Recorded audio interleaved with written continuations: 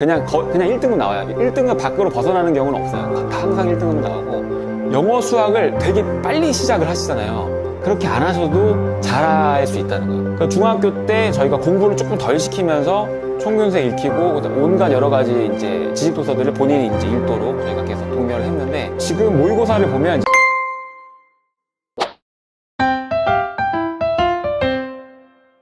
그러니까 지금 그러니까 고등학교 2학년 친구를 말씀을 드리면, 이제 그 친구는 이제 지금 초등학교 6학년 때부터 여기 다녔던 친구인데, 근데 그 전에도 어머니가 책 육아로 그 아이를 키우셨어요. 그래서 책을 이미 엄청나게 많이 읽고 들어온 친구라서 초등학교 6학년 때부터 바로 저희가 좀 어려운 책들을 읽기 시작했는데, 중1 때부터는 저희가 총균세를 읽었어요. 그러니까 중1 때 총균세를 읽는 건 사실은 말이 안 되는 거거든요. 근데 그 정도 할 수 있는 친구였어요. 근데 그전에는 사실 뭐 다른 걸 읽진 않았고, 그냥 재미있는 이야기책을 많이 읽었었는데, 그리고 자기 수준, 그러니까 5, 6학년 수준에 맞는 책들을 많이 읽었던 그런 친구였는데, 그러니까 중학교 때 저희가 공부를 조금 덜 시키면서 총균세 읽히고 온갖 여러 가지 이제 지식 도서들을 본인이 이제 읽도록 저희가 계속 독려를 했는데, 지금 모의고사를 보면 이제 모의고사는 저희 같은 경우는 따로 준비를 안 시켜요. 국어나 사회나 과학이나 이런 거는 따로 준비를 안 시키고 저희는 영어 수학만 가르치는데, 그러니까 국어나 사회나 과학은 전혀 공부를 안 해도 국어는 그냥 1등이에요, 항상. 그러니까 지금 이제 고등학교 2학년 1학기니까, 근데 모의고사를 4번 봤는데 4번 중에 한 번 빼고 다 1등이었어, 3개 다.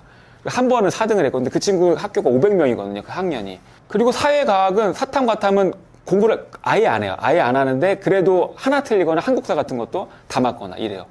근데 이제 수학이나 영어는 들어올 때 성적이 그렇게 높지 않았어요. 왜냐면 저희가 공부를 많이 안 시켰거든요. 수학은 한 70등?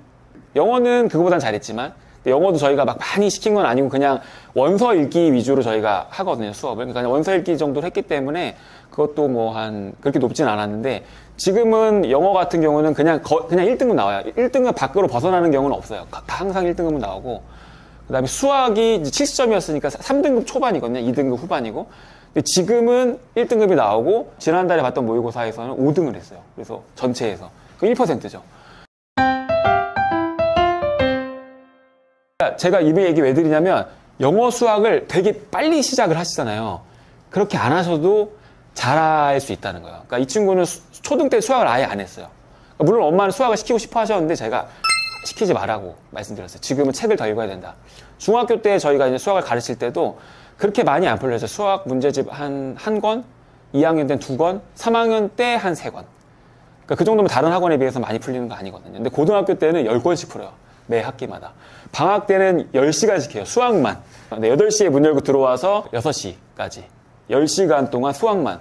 근데 그렇게 해도 안 힘들어해요, 별로. 중학교 때까지는 공부가 힘들 수 있어요.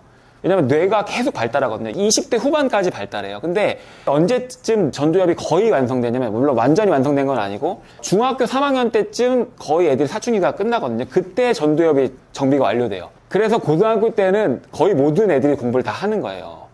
공부를 안 하던 애들도. 근데 왜 포기하냐? 해도 안 되니까 포기하는 거예요. 근데 하면 할수록 하니까 점수가 계속 오르면요, 이게 약간 게임 같아서 재밌어요. 그래서 전교 1등이 공부 제일 많이 하잖아요.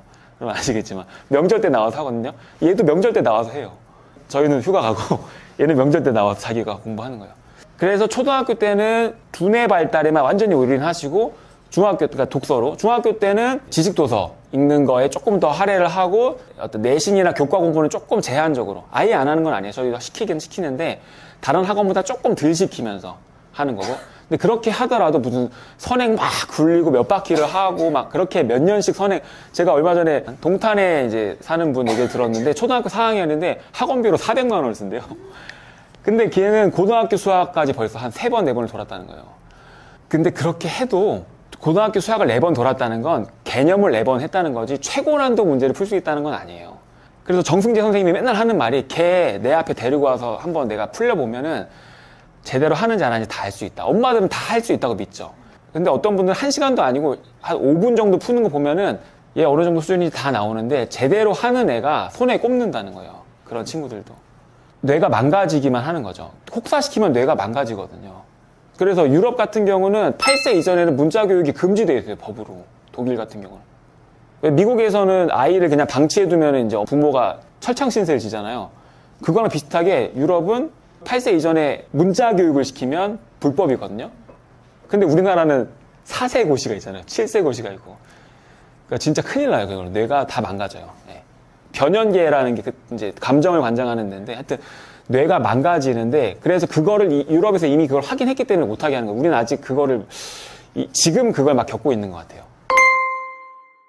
근데 첫 모의고사 때 저희가 600명 정도였는데 13등인가 나오고 공부를 아예 안 했는데 공부를 전혀 안 해도 책을 많이 읽는 애들은 그냥 수업 시간에 앉아서 듣기만 해도 성적이 잘 나와요. 독서를 1시간 미만만 해도 그냥 잠 적당히 자고 공부 진짜 조금만 해도 평균은 웬만큼 넘는다는 거죠. 근데 독서 1시간 이상일 경우에는 보시면